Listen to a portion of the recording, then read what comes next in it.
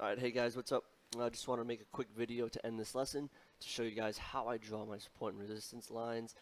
I figured it'd be a little bit easier if we did a video of me drawing them real time. So, personally, like I said in the lesson, I trade off of larger time frames. So weekly, 3-day, daily, 12-hour, in that range. And then to keep track of what's going on just for fun and to learn on smaller scales, I'll look at smaller time frames like hour, 4 hour, 6 hour, which is most of the charts I post in our group. And you'll see a lot more support and resistance on those charts, these zones that I draw. But those, just to be clear, those are specifically just to track the market just on a day-to-day basis. It's nothing that I'm really trading off of. Okay, so let's go. I'm gonna pick 2 or 3 coins here, and we can see how my process of how I typically draw these lines. So let's first look at OMG here on Bittrex. Alright, even though Bittrex is becoming more and more insignificant, you can see that with this falling volume here. Let's get this OBV out of the way. Alright, so basically what I'll do here is if the chart has enough price data, I will start on the weekly. So something like BTC, ETH, I will start on the weekly. OMG, we could start on the weekly here, but really I'd only see one level maybe right here that's significant right now. But I think starting at the 3-day is going to give us a better picture of what's going on here. So as we can see right now at this price, we're at a pretty critical level.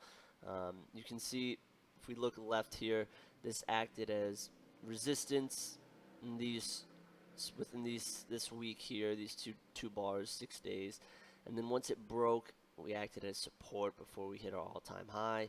Then we broke this line again, this level again, and we saw all-time lows, and now we're trying to test it here again a couple weeks ago, and now this week. So you saw that I mentioned using support and resistance and finding confluence between different time frames, right? So this is essentially what I do in my head. I'll look at the 3-day and I'll look at this key level, and I see this right here, okay, this level right around 18.5k satoshis. And now what I'll do is I'll just zero in on smaller time frames on this same level. So I'll go on the daily and see, okay, on the daily, was this still a significant level, or was it just the 3-day candles that were reacting to it? I see again, may help us just to draw roughly this level in so I don't have to keep using this cursor. Okay, just like this. So we can see, alright, so the resistance wasn't as clear as in the 3-day. We saw this 3-day, the wicks just tried to punch through, but we ended up closing below this level. But on the daily, that's not the case, right? Let's look here. Yeah, we closed above this level twice, once and opened, and then closed below the day after. But we did use it as support for a little bit here. Again here, resistance. It's really important to remember that these aren't hard, rigid levels. These are price zones. So I'm going to get into this, but this is why you don't, unless you know in your head that this is a price zone, then you don't really want to play off of just these rigid horizontal lines, because something like this that pokes through and then gets rejected really hard the day after, this is still would be considered, this level would still be considered resistance, okay? So it's not an exact thing, it's more of a range or an area where these prices are getting rejected. Right here we can see now more recently that this level has been more significant. It's been tested here again early January, mid-January. We slumped down a little bit. Now we tested it again last week, or a week and a half ago, and now we've just broke it, and we're sitting right on top of it right now, right? Yeah, we're trying to hold this level right now. So this, for me, is definitely an important level, right? So I see it on the 3-day daily. I might go down to the 12-hour and see, and we're pretty much going to see the same thing, okay? So now I know there's confluence here. Now I know that on different time frames that there is confluence at this level between 3-day, daily, and 12-hour. Okay, so this is going to be an important level. So now what I'll do is I'm going to get rid of this. And this would be a level that I would look at in the future since it's been significant in the past. So now I'm going to draw my zone because I don't want these rigid lines, right? So what I'll do is I'll go to the 3-day. So I'm back to the 3-day here. What I'm going to do is draw this zone like this. I'm going to come to the wick. This is a part of drawing these zones where it takes practice, a little bit of finesse, and just general open-mindedness to where these zones are drawn. Okay, so I like to take top of the wicks and candle close and opens. So I'll take this top of the wick, and for right now I'm looking to the left here, and I'm looking at the top of this candle, these two candles, and I'll draw over, and I will end it. You can see just like this, the top of these candles here lines up nicely with the top of this candle here, and we get some wicks going into it. So this right now, like that, looks like a good level for me, right? If I go back to the daily, okay, I can see that we're in this zone right now, so we're trying our hardest to penetrate it. Okay, so now that I have the zone on a large time frame, now sometimes what I'll do, depending on where the price is, so since it's reacting right now to this level, then I will go on a lower time frame and I will draw some horizontal lines within this zone. So now, one of the criteria for a strong support resistance level is proximity, right? So we have two areas where price is interacting with this resistance zone, but proximity will take hold on, sorry, yeah, proximity is going to take importance here. So what I'm going to do is draw a horizontal line right here. Let's see here, I'll take my trendline tool, and I like it. I like it right here. I have more interaction with a line that's drawn like this, right? I have one, almost two. I have a close and an open right at this level. Another, almost a close. So I'm getting more interaction with a line like this. So now what I'll do is I can look at this line, and when I get on smaller time frames like the 4-hour or the 1-hour, this is where you look for entries. So now if I'm looking to enter a longer term swing trade or position trade, I can get on a smaller time frame, and now I can use this level as an entry, right? If we get to this level, which it looks like I think we probably will, we had a little double top here, come back to this level, test it, and see what we do there. If we start to bounce, if I see some good volume come in, if I see my OBV indicator telling me there's some divergence or something, then that's when I will enter a trade. So that's how I use the zones versus the horizontal levels, okay? So that's OMG Bitcoin, which looks really good. I mean, I I don't have any OMG right now. I probably should, um, but I'm in 4 or 5 coins right now, and that's on the high end for me. So I think I'm gonna stay out of OMG and just watch it. But it is a really good project, and I'm assuming it will do well this year, especially once alt season starts kicking off here, if it ever does. All right, let's look at another coin. Let's look at ETH. Yeah, let's look at ETH Bitcoin here. So the reason I'm looking at Bitcoin pairs is because they're really the only pairs that have historical levels when we look to our left, right? So like if you look at BTC USD, like there's really no level other than this $1,000 level where you can look to your left and play some larger time frame levels. Other than, I mean, just recently we've had 6K interacted with and stuff like that. But in general, the USD pairs aren't too great since we still are in a macro bull trend. So let's go back to ETH here.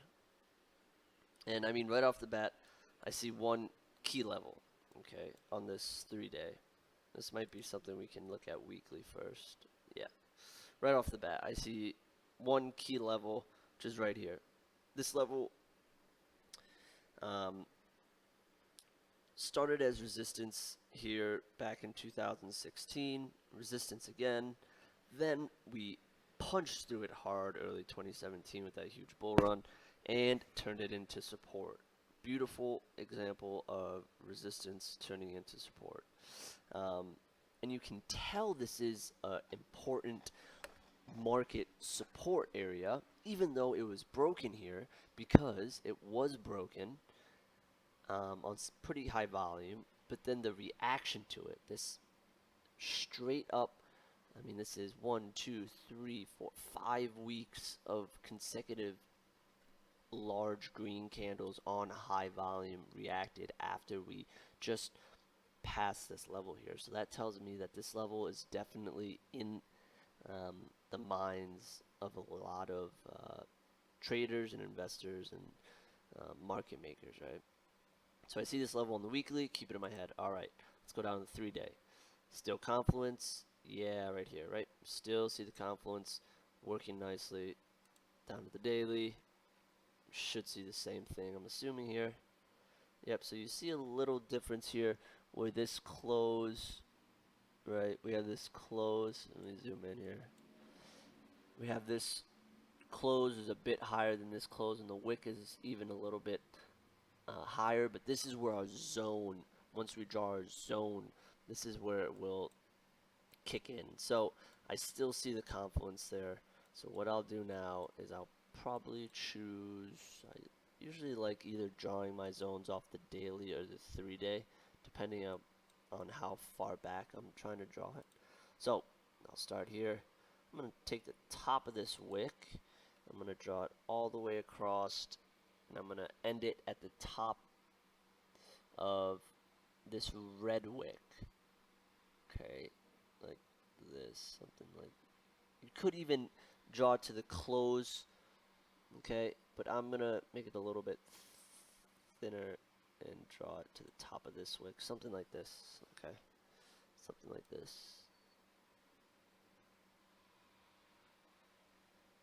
Now, usually, in an example like this where I see 2 wicks consecutively, I will draw my zone down to the lowest wick, so that the way I think about it is, all right, this level right here where this wick was tested twice, because this green wick tested it and then it tested it again, so I see that as more strength as opposed to drawing it here where I just have one wick testing this green wick testing this level. So that's just what I do. It's all based on preference though. So now I have this key level here, right?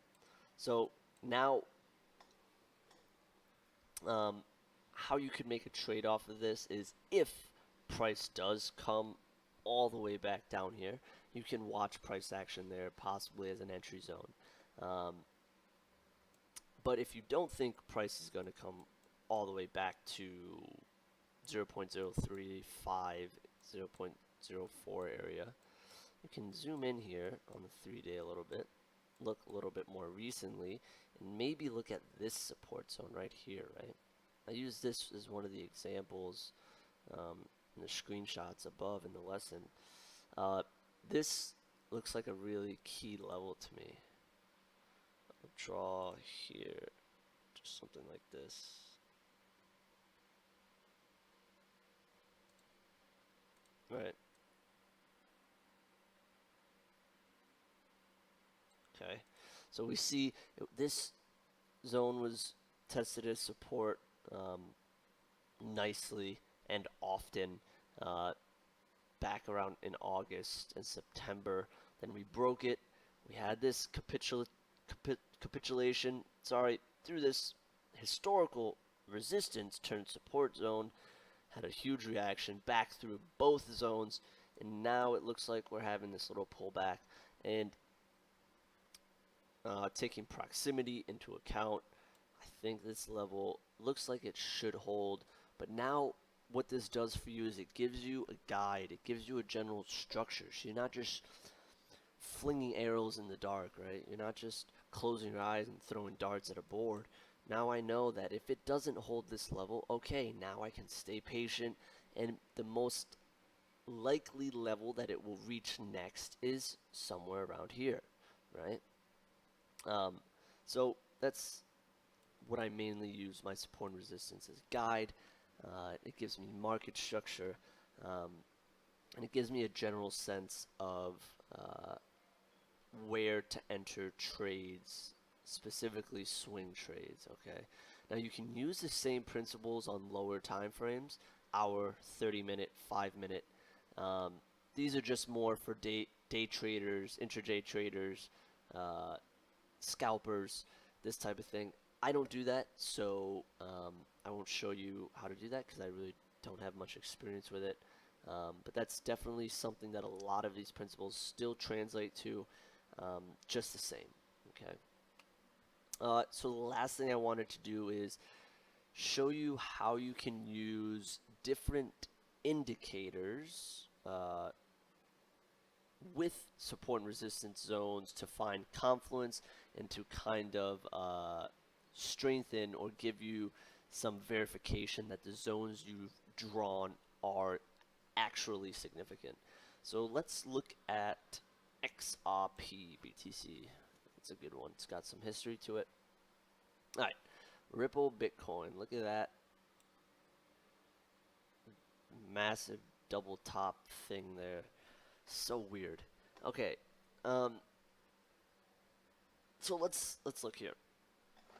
First thing you want to do is you want to go through and draw your support zones with just based off of price action, just based off of closes, wicks, and price levels. You don't want to use your indicators first. You want to use them second to find confluence. So 3-day, we see these big wicks. I know in my head, okay, somewhere in this area there is resistance, right? But I'm not going to draw a zone this big because it's too broad. It gives me too many options. I want something that's more pinpointed at a certain level. So that's when we can go down to the daily and look and see, yes, it's a little bit better, but still these huge wicks. Let's go down to 12 hours, see if that helps any.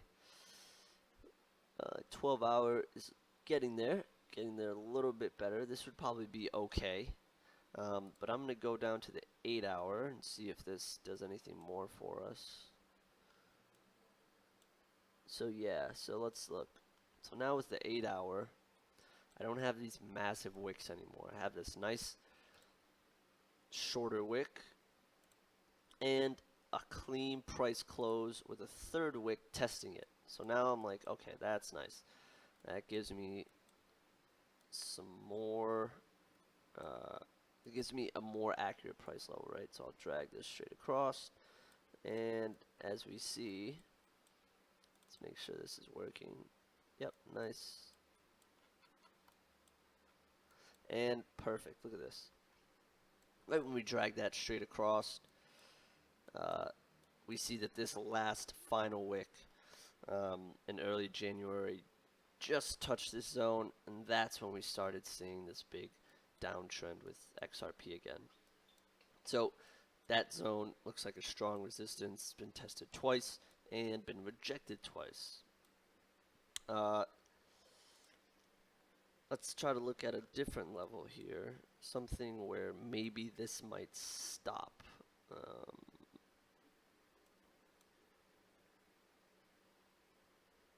So I mean, this is an obvious level. Uh, not really, um, not really relevant at this point in time. We're just too far away from it. But just for some historical price data. Oh, let's just draw a horizontal line here to remind us of this area. Whoa.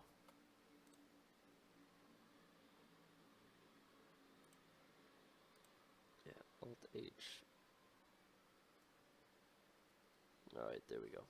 And we see how here was acting as resistance right before this huge bull run.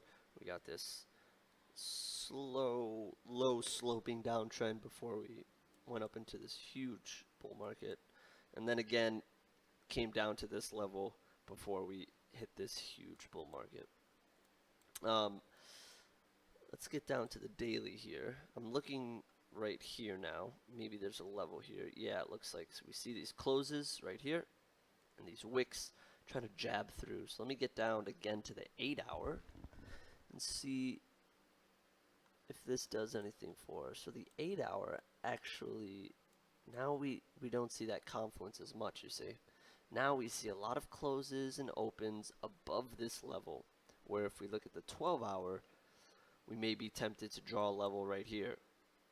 You know, maybe a zone like this, from the closes to the closes, or the wicks, right? And now that's just too big of a zone. Let me look at the 6 hour.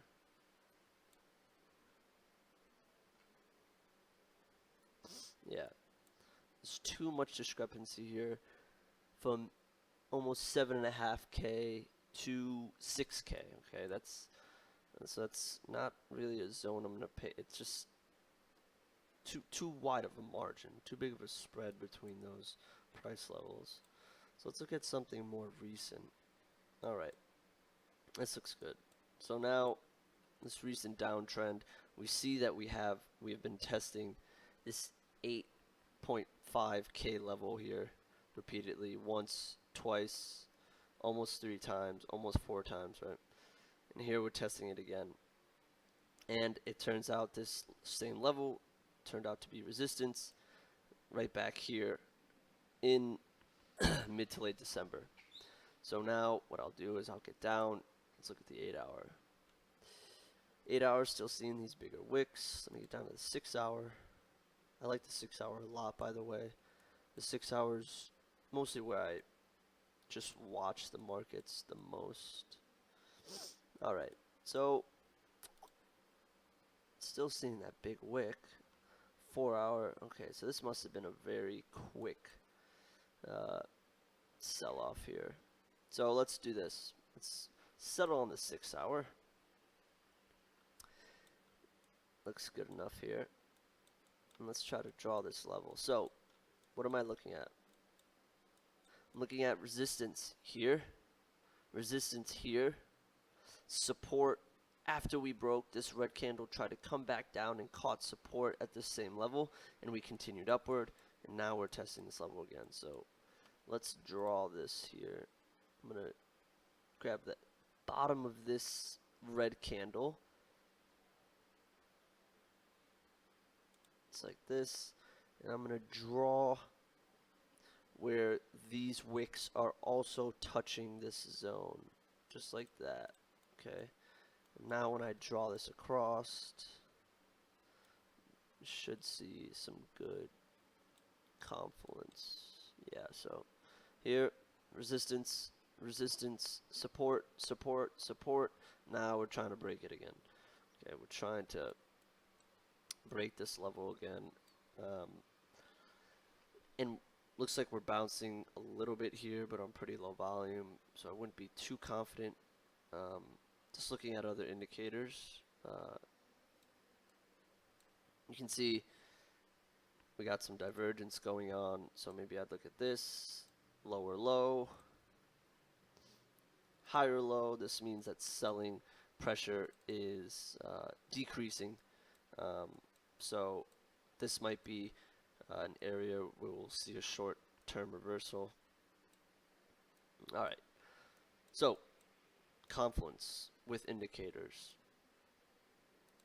I do not use the OVV oscillator. Divergences can be used to see if that level will be a potential reversal zone. So that's one way. And the other way, you can also use something like an Ichimoku cloud. So let's look at this cloud here. So obviously the cloud's not going to reach up here. They're moving averages. The cloud is made up of moving averages, so it's not going to reach up to these all-time highs and all-time lows.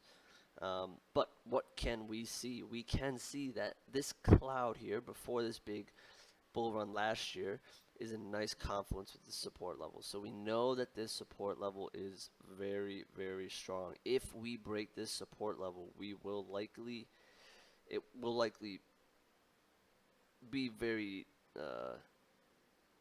abysmal for XRP here. So let's look here, see if we see any other confluence. Alright, so we saw this support zone here, right? Now we see that the cloud gets flat right here on this support zone. Okay. Let's look at the daily Ichimoku and see if we're seeing anything else.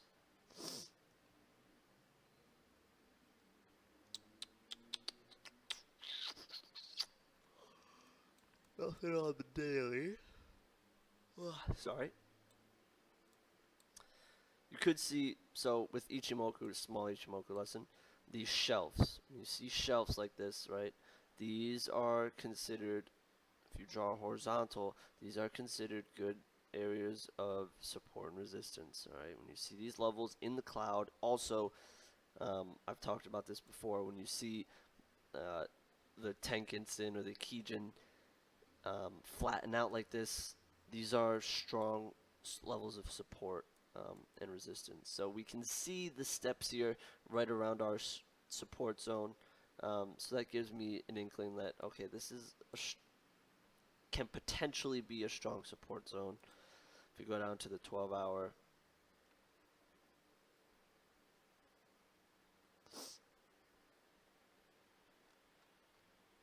okay, nothing too much here.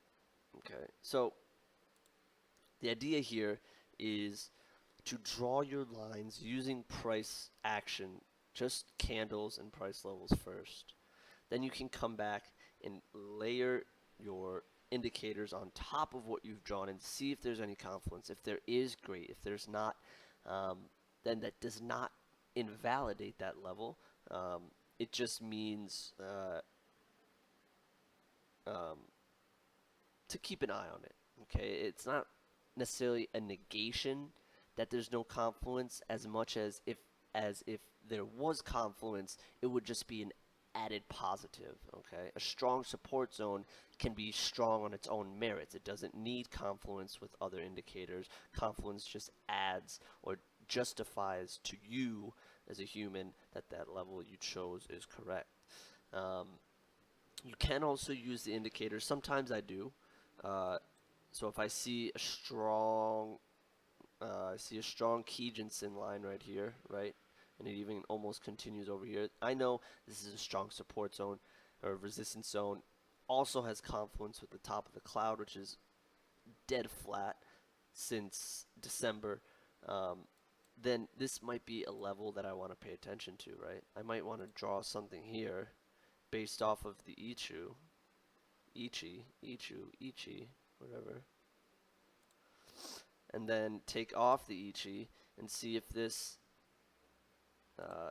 does anything for me. So you go backwards a little bit, and we see it does. Yeah, definitely. More so on the daily, probably. Yeah, right here we see our resistance, some resistance here. Okay, support here. So yeah, this is a key zone. We could be entering a trading range here if we end up bouncing up a little bit higher.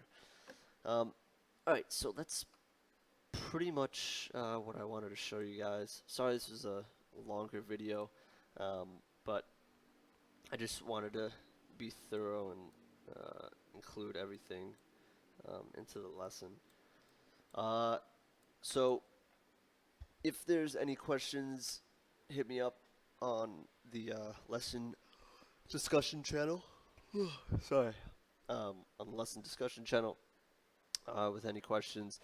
If there's anything in this video was confusing, let me know. I'm still new at making videos, so I'm not very good at learning how to condense my language. So still practicing. But yeah, that's it for this video. Hope you guys learned something, and we'll see you next time. Peace.